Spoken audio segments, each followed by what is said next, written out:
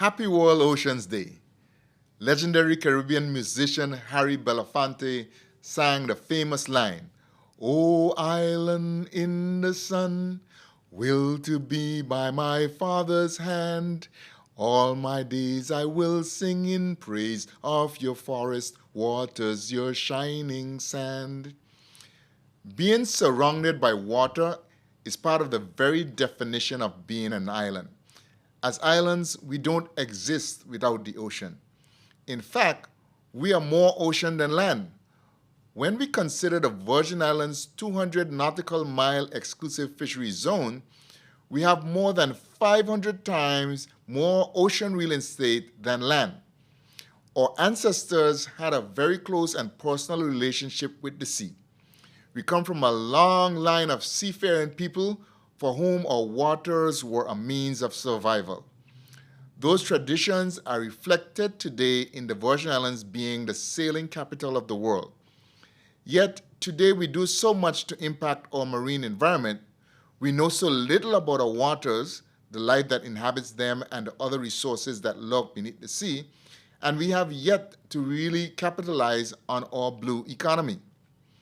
As we join the world in celebrating World Oceans Day, today, June 8th, under the theme Planet Ocean, Tides Are Changing, let us pause to reflect on our marine environment in the Virgin Islands. How is it changing?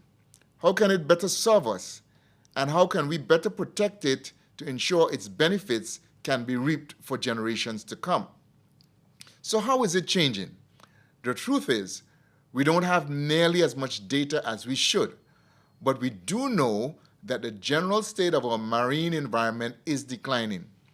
We see the symptoms in sensitive ecosystems like coral reefs, which are bleaching, becoming diseased and covered in algae due to a myriad of impacts, many of which we can control.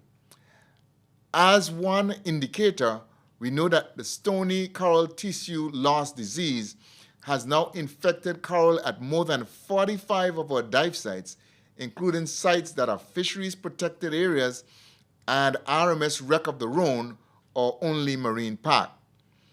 I'm pleased to say that by World Ocean Day next year, we should have a much better understanding of our coastal water quality in the territory through expanded and new testing that will be supported under the project Strengthening the Virgin Islands Water Quality Monitoring Program with EU funding through RESEMBID.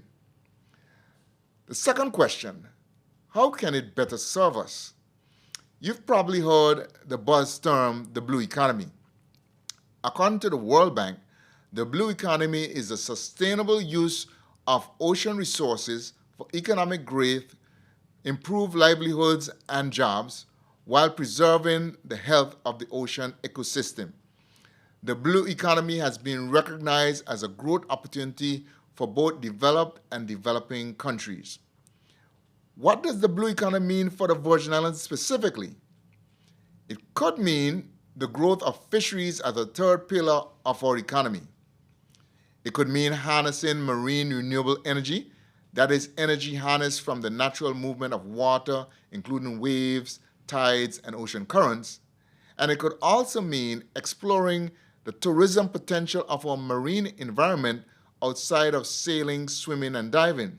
For example, very initial research by Beyond the Reef has found over 4 species of whales and 2 species of dolphins in the waters north of Anegada.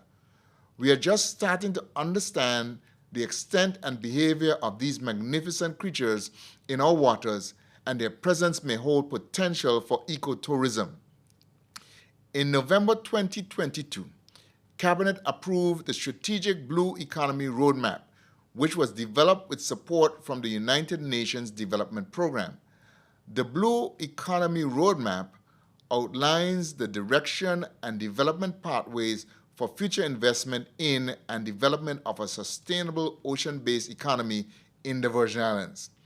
Specifically, the roadmap aims to create a revitalization process that results in healthy ecosystems that are able to sustain growth in a number of economic sectors and provide an opportunity for building equitable societies.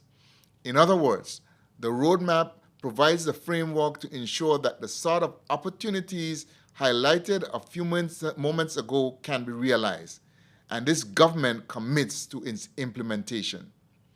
And the third and most important question, how can we better protect it?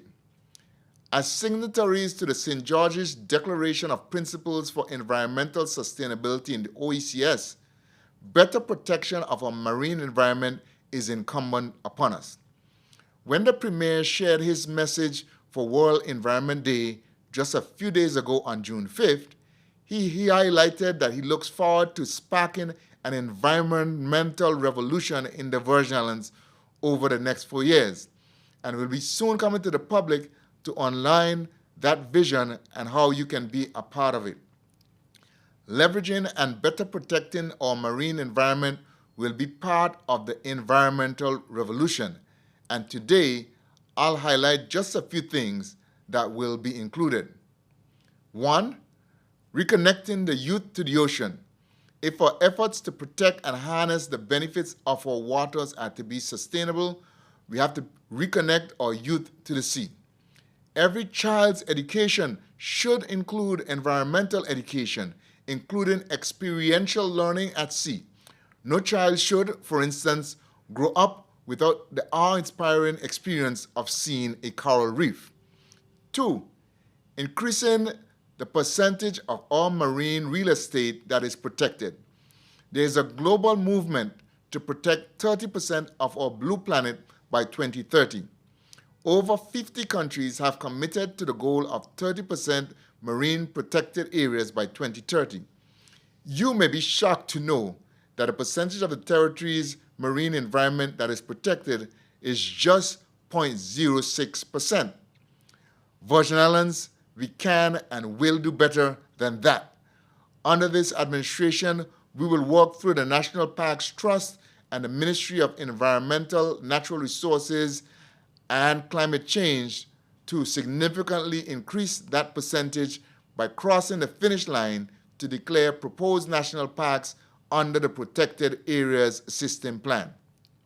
The science and evidence on protected areas is clear.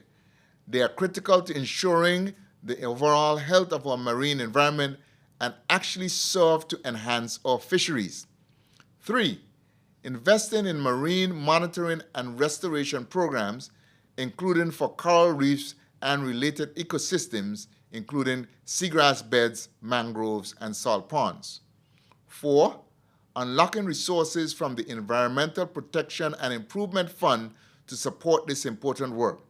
Just earlier this week, we saw the re-establishment of the Virgin Islands Climate Change Trust Fund Board, which will receive a percentage of the fund as well as the National Parks Trust. As I close, let us remember that these beautiful islands and the ocean that is an integral part of our existence were willed to us by our Father's hand. Let us not take our land and our waters for granted. Remember that you have an important role to play as individuals. Kids, remember the words from Finding Nemo? All drains lead to the ocean. Whatever you dispose on land ultimately ends up in the sea. And landowners, homeowners, and farmers, remember that all soil, debris, and pollution that washes from your land also ends up in the sea. Let's all be better stewards of our ocean by being better stewards of our land. Again, happy World Oceans Day.